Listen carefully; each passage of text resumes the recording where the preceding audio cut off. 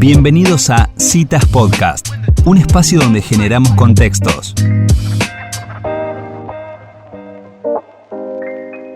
Bueno, muy bien, ya estamos acá de vuelta con esta nota tan esperada.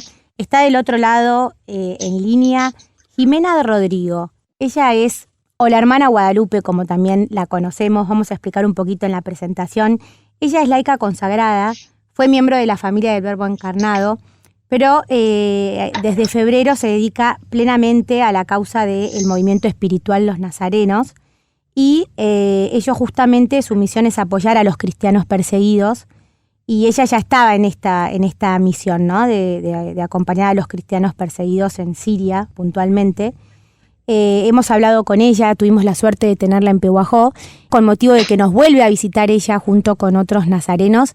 Tenemos la buena nueva de tenerla acá en Citas en esta nota. Así te presenté, Jimena. ¿Cómo estás? Mi nombre es Ángeles Sanz. Hola, Ángeles. Bienvenida, hemos estudiado para recibirte. Muchas gracias. Bueno, nos encanta hacer este tipo de notas que tienen un poco de actualidad y hablar mano a mano, ¿no? Con vos. Y bueno, para empezar nos gustaría saber cuál es el mensaje más importante que te gustaría transmitir, ¿no? De esto en esto de apoyar a los cristianos perseguidos. Yo creo que por un lado es dar a conocer la realidad de la persecución, que es muy poco conocida, está totalmente ausente en general en los medios de comunicación internacional. La persecución a los cristianos no cuenta realmente. Uh-huh. Entonces, por un lado, saber que existe, pero lo más importante, creo, es conocer la manera en que los cristianos afrontan esa persecución. Uh-huh. Yo me tocó, por gracia de Dios, realmente ser misionera allí esos años, 18 años en Medio Oriente, 4 años en la guerra en Alepo, y la verdad que convivir junto a esta gente, a estos cristianos que están dispuestos a darlo todo por su fe, es decir, por no renegar de Jesucristo. Y eso les significa perder bienes materiales y perder la misma vida, ¿no? Y estar dispuestos a eso y vivirlo encima con alegría, o sea, vivirlo con disposición de ánimo, no es, bueno, no me queda otra, sino elijo dar testimonio de mi fe. Es esto lo que quiero, es esto lo que amo y no me lo van a quitar, ¿no?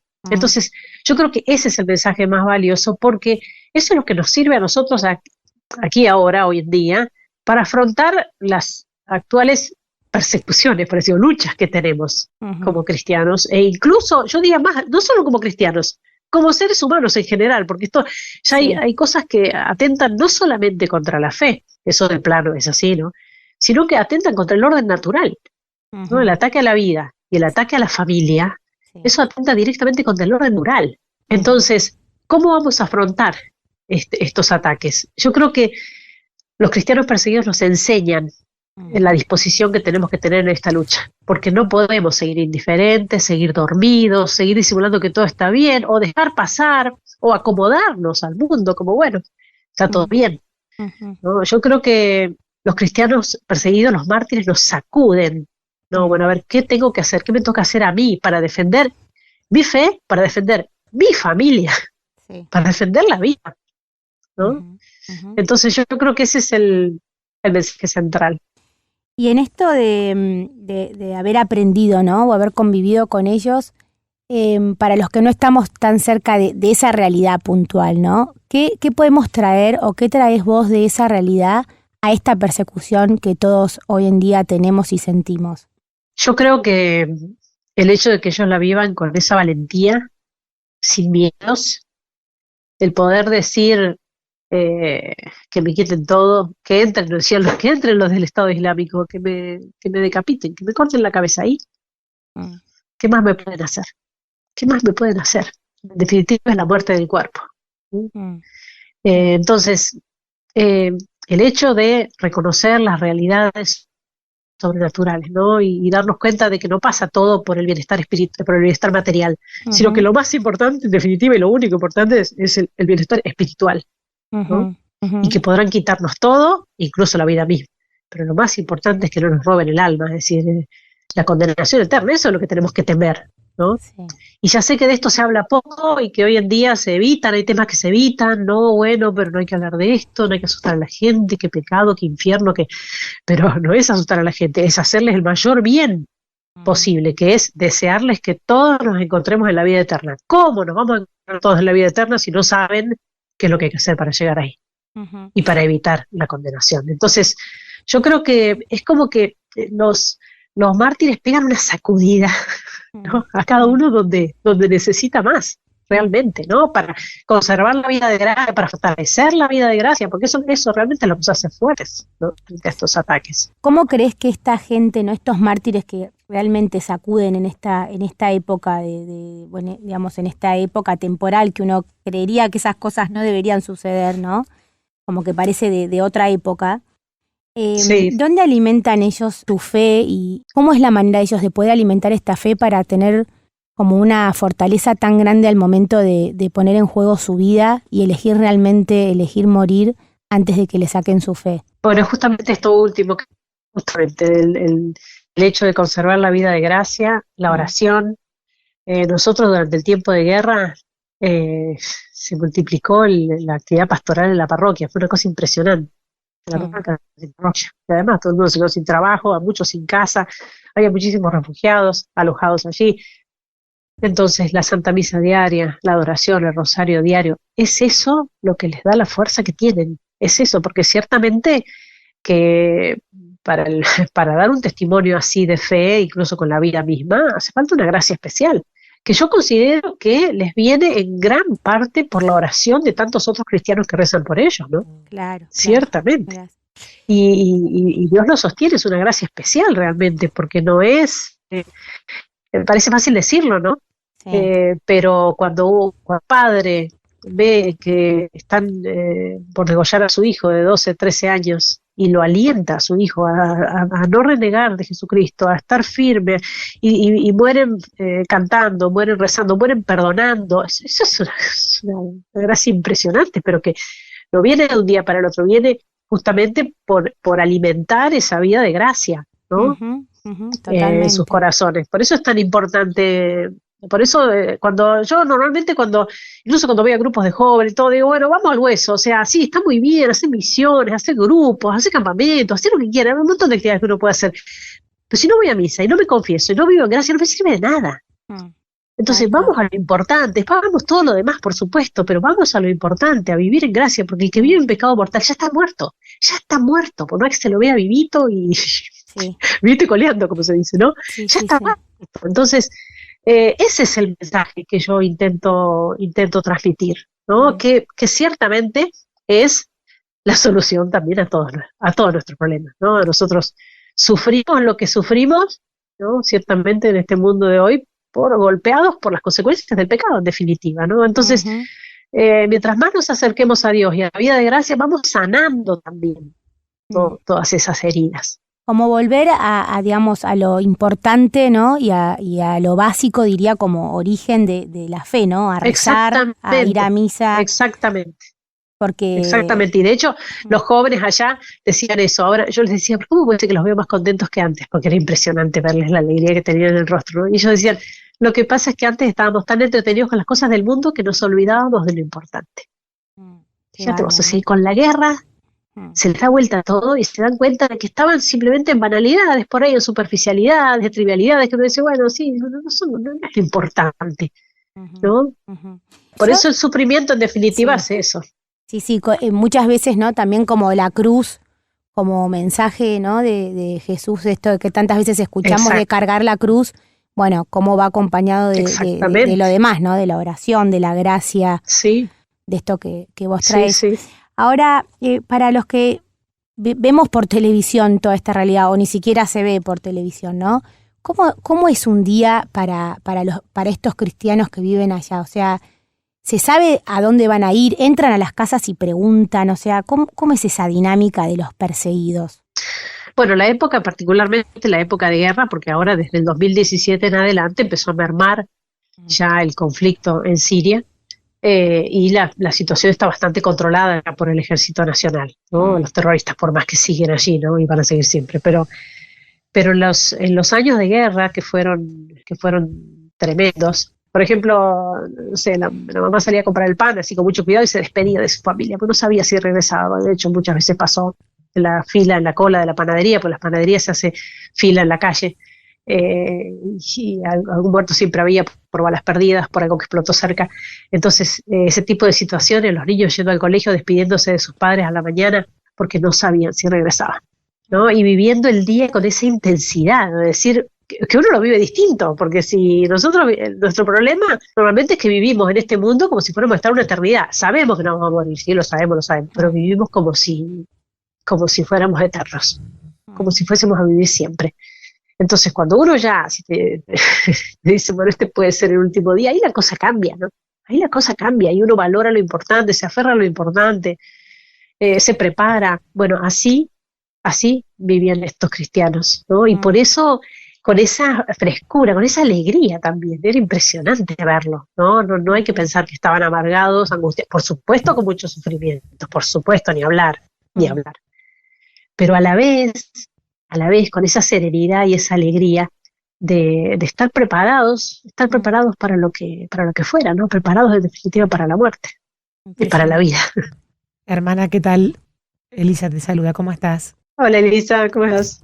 Escuchándote muy atentamente, y me preguntaba, o sea, uno lee en la historia como de otras épocas sobre los mártires de la iglesia, los mártires como una palabra de otro tiempo, ¿no? Y lo que escucho con esto de lo que sucede con los cristianos perseguidos es que son mártires de nuestro tiempo que no están siendo de alguna manera reconocidos, honrados o visibilizados. Claro, que tu misión es justamente contar sobre esto para que la gente reaccione y se dé cuenta de que está sucediendo, ¿no? Sí, y además, Elisa, ahora yo al regresar de la misión, ¿no? De estos años que me encuentro acá en Argentina y empiezo a dar testimonio, me piden de un lugar, de otro, realmente con mucho interés, de muchos lugares, de muchos países, y se empieza a formar este grupo de laicos al que pertenezco ahora plenamente, de nazarenos, ¿no? Son todos laicos, muy comprometidos con la causa de los mártires, incluso algunos de ellos, un grupo de ellos, haciendo una experiencia, es decir, dedicados a esto con la entrega total de la vida, ¿no? Claro. ¿Y por qué? ¿Qué me decían ellos desde el principio, de los primeros años? Quiero vivir como los mártires, quiero vivir la radicalidad de los mártires, ¿no? Porque claro, aquí ahora nosotros nosotros no tenemos esta situación de terrorismo y de que ande con la espada en la mano buscando cristianos, pero ciertamente son tiempos difíciles y tiempos en los que hace falta virtud heroica para perseverar en la fe, porque los ataques son más sutiles, pero son más serios, ¿no? Son más dañinos, ¿no? Entonces, cuando vos ves esta movida de incluso de jóvenes y de gente que se compromete de esta manera, ¿no? Y entregando la vida entera a esta causa, uno ve cómo los mártires de nuestros tiempos están haciendo su obra. Sí. Ahora, qué importante también esto de los ataques como sutiles, pero no por eso menos fuertes, que nos involucran a todos, ¿no? ¿Cómo haces la lectura de eso hoy en los jóvenes, bueno, en los niños también, en las familias, ¿no? ¿Qué lectura haces de todo lo que ves, ¿no? Después de haber vivido realmente estos ataques literalmente, ¿no? Contra la vida. Si una madre tiene derecho a matar a su hijo, asesinar a su hijo en su vientre, ¿qué nos impide matarnos unos a otros? Es muy fuerte, de mucha verdad, porque uno se espanta cuando dice persecución, estas matanzas crueles, pero es lo que decía ella. Estamos asesinando inocentes con esa frescura, como si fuera incluso un derecho. ¿Qué impide que nos matemos unos a otros? Y por eso, en el germen de todo esto está evidentemente Satanás detrás de todo esto, el odio a la vida, el odio en definitiva a Jesucristo, ¿no? Sí. El odio a la vida. Y por eso este ataque a la familia, ¿no? Y por eso yo creo que como cristianos tenemos que despertarnos, estamos muy adormecidos, y a veces por querer cuidar, entre comillas, a nuestros hijos o protegerlos y darles lo mejor, lo que hacemos es acomodarlos al mundo que se los traga. El mundo es dañino, ese es un mundo maldito, el mundo malo me refiero, por supuesto, no me refiero a todo, pero se los traga, el teléfono, internet y todo lo que, ¿no? Entonces son cosas de las que hablamos poco, tomamos poca conciencia, parece. Por eso es muy importante para los padres, para pensarlo, es muy importante para los jóvenes, adolescentes, porque esto no es broma, esto no es una cosa secundaria, ¿no? Estamos hablando de la salvación del alma, ¿no? Por eso yo no quiero ser feminista, no tiene ningún sentido que me dedique a hablar de cosas bonitas y cosas lindas cuando no digo la verdad, ¿no? O sea, yo no voy al médico para que me diga qué bien que estás y no me diga la verdad, que tengo un cáncer que me está comiendo por dentro. Yo voy al médico para que me ayude y me diga la verdad cruda, como sea, pero que me ayude, ¿no? Entonces, esa es mi visión. Yo sé que hay veces que no gusta, que parece que es muy duro, que parece que es muy... Y bueno, lo siento, yo tengo que decir la verdad, porque es lo que... Es la misión que tengo, es a lo que dedico mi vida, a lo que Dios me llama, y bueno, y yo como siempre digo, hasta que me corten la lengua, voy a hacerlo. No, y también pensaba, ¿no? Cuando uno es testigo de semejante pruebas de fe, digamos, y de una respuesta tan grande, porque así como muchas veces respondemos mal, hay muchos otros, ¿no? Como estos mártires que vos contás que responden de una manera heroica, así como vos decías, y digo, existe en el hombre esa posibilidad también de responderle a Dios como Dios quiere, ¿no? Por supuesto. Entonces me parece que también en este testimonio también se puede realzar esta capacidad que tenemos de cumplir realmente con el plan de Dios para nosotros. Exactamente, porque además, yo siempre les digo, sobre todo a los jóvenes, si nos animamos a vivir nuestra fe, incluso exteriormente, sin miedos, es mucho más fácil cuando uno se da cuenta que somos más de uno, que somos muchos, que somos varios. Lo que pasa es que estamos como escondidos, medio apichonados, ¿no? Entonces el hecho de vivirlo con firmeza y vivirlo, profesar nuestra fe abiertamente, dar testimonio de nuestra fe, hace que encontremos otros que están en nuestra misma situación y que necesitan de nuestro apoyo, y así entre todos ciertamente nos hacemos más fuertes, ¿no? Porque ciertamente hay muchos, yo siempre les digo a los jóvenes, ¿no? Hay muchísimos jóvenes, parejas de novios que viven en la pureza hasta el matrimonio, muchísimos. Lo que pasa es que no lo sabemos eso. Entonces, ¿qué pasa? El hecho de poder vivir plenamente la fe, vivir las virtudes sin miedo, y eso ciertamente suma fuerzas, ¿no? Suma fuerzas, y por eso hay que hablarlo más, hay que animarse, hay que perder el miedo. Sí, y hay que sentirse también involucrado en esto, ¿no? No es algo que pasa a millones de kilómetros, sino que justamente, como vos decís, pasa en nuestras familias, en el matrimonio, y bueno, por ahí está más enmascarado y ese es el tema, ¿no? Y nosotros desde acá también, un pequeño aporte también a colaborar con la difusión de estos testimonios. Muchísimas gracias por estos minutos. Bueno, gracias a ustedes, muchas gracias a ustedes por dar esta oportunidad. Muchas gracias. Adiós. Citas, conversaciones para crecer.